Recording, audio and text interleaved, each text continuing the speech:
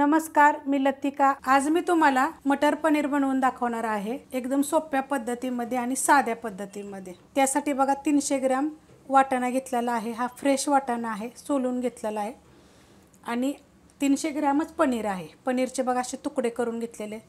पनीर कसे बनवायचे ह्याची पण रेसिपी मी अपलोड केलेली आहे आणि खूप पनीरच्या रेसिपी मी टाकलेल्या आहेत, पण ही थोडीशी वेगळ्या पद्धतीमध्ये। तुम्ही जरा कमेंट करून सांगा तुम्हाला ही कशी वाटली ती।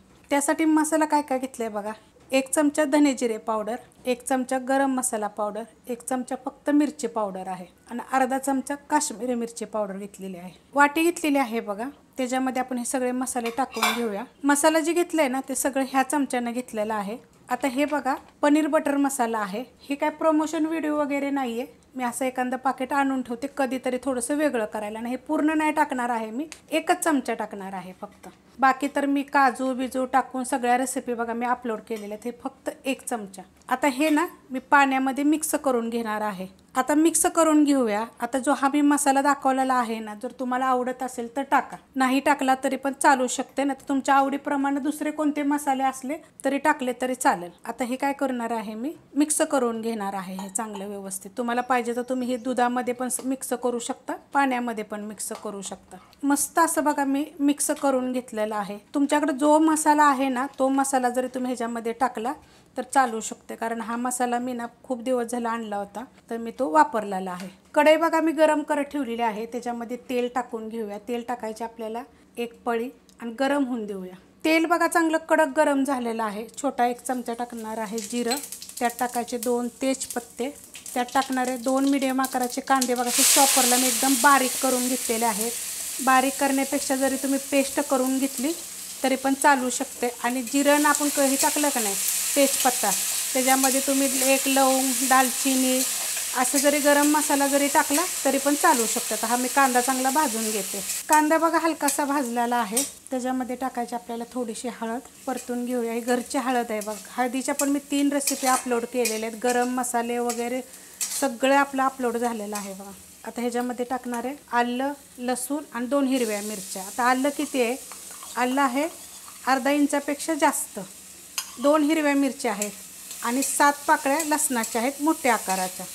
आता हे पण काय करणार आहे, 1 मिनिटभर परतून घेणार आहे। तुम्ही ह्याची सगळ्याची जरी पेस्ट केली तरी पण चालू शकते बरं का।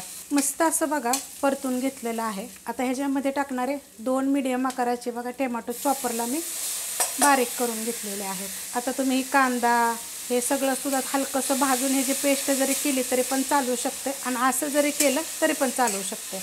आता याला 2 ते 3 मिनटं मी चांगलं परतून घेणार आहे। मस्त बघा असं मी परतून घेतलेलं आहे। आता ह्यात टाकायचं आपल्याला चवीप्रमाणे मीठ, हलवून घेऊया। मीठ टाकल्यानंतर बघा चांगलं मी परतून घेतलेलं आहे 1 मिनिटभर। आता ह्याच्यामध्ये जो आपण हा मसाला पाण्यामध्ये मिक्स करून टाकला होता ना, हा टाकून घ्यायचा सगळा। तुम्हाला पाहिजे तर पनीरसुद्धा थोड्याशा तेलावर किंवा बटरवर असं थोडंसं परतून घेऊ शकता बरं का। मिक्स करून घेते पहिलं। मस्त असं बघा मिक्स करून घेतलेलं आहे व्यवस्थित। आणि ज्या वाटीमध्ये बघा आपण मसाला केला होता त्याच वाटीमध्ये मी थोडंसं पाणी टाकून घेतलेलं आहे। हलवून घेतलं। तर गॅस करणार आहे एकदम बारीक आणि काय करायचं माहिती आहे का, आपल्याला ह्याला शिजून द्यायचं चांगलं, म्हणजे चांगली ह्याची ग्रेव्ही बनेल। बारीक गॅसवर बघा 5 मिनटं मी झाकून ठेवलं होतं, 5 ते 7 मिनिट जरी झाकलं तरी चालू शकते। त्यावर टाकायची थोडीशी कोथिंबीर, मिक्स करून घेऊया। आणि आता आपण ह्याच्यामध्ये टाकायचे हे फ्रेश वाटाणे। आता हे आपले शिजले पाहिजेत, तर ह्याच्यामध्ये ग्रेव्हीमध्ये चांगले शिजले जातात बघा। आणि जर तुम्हाला असे जर शिजवायचे नसले का नाही तर एका साईडला थोडंसं पाणी टाकून 10 मिनटं किंवा 5 मिनटं जरी उकळून घेतले का नाही तरी हे सॉफ्ट होतात, कारण हे ताजे फ्रेश आहेत। आता ह्याच्यावर परत ठेवणार आहे मी झाकण 10 मिनटासाठी। 10 मिनटं बघा बारीक गॅसवर मी झाकून ठेवलं होतं। मस्त असे वाटाणे शिजतात। 10 ते 15 मिनटं जरी ठेवले बारीक ह्याच्यावर तरी चालेल। आणि ग्रेव्ही बघा किती छान झालेली आहे, असे मस्त झालेले आहे, एकदम सॉफ्ट असे शिजले जातात। तर तुम्ही वरती जरी थोडंसं मीठ टाकून जरी 10 मिनटं जरी उकळून जरी घेतलं ना तर त्या पाण्यासकट जरी ह्याच्यामध्ये ओतलं तरी पण चालू शकते, तसं पण केलं तरी चालेल। आता हे पनीर मी असेच टाकणार आहे, तुम्हाला पाहिजे तर तुम्ही थोडंसं तेलावर परतून घेऊ शकता। आणि मोठे मोठे तुकडे केलेले, जास्त बारीक नाही। आपल्या चॅनलवर सगळ्या रेसिपी आहेत बरं का, ही थोडंसं मी वेगळ्या पद्धतीने करते, छान लागते। ह्याच्या अगोदर एकदा मी करून बघितलेलं, चवीला एकदम मस्त लागतं ना, म्हणून म्हटलं तुम्हाला एकदा दाखवावं। आता ह्याच्यावर परत बारीक गॅस केलेला आहे मी आणि आपण परत झाकण ठेवायचं एक 10 मिनटासाठी. बारीक गॅसवर बघा 10 ते 15 मिनटं मी ठेवलं होतं. एकदा सुद्धा मी हलवलेलं नाही आहे बघा. मस्त असं झालेलं आहे. अशा पद्धतीमध्ये तुम्ही ह्याच्यामध्ये थोडंसं बटर टाकू शकता.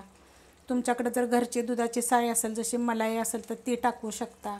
खूप साऱ्या गोष्टी मी ह्याच्यात सांगितले की तुम्ही काय करू शकता वेगवेगळ्या पद्धतीने. मी आपली साध्या पद्धतीमध्ये बऱ्याच जणांच्या अशा कमेंट आल्या होत्या की काजू मलाई वगैरे पाहिजेच आहे का. साध्या पद्धतीत एकदा दाखवा. तर एकदम साध्या सिंपल पद्धतीमध्ये मी दाखवलेलं आहे. रेसिपी आवडली तर लाईक करा, सबस्क्राईब करा, कमेंट करा आणि शेअर बी करा.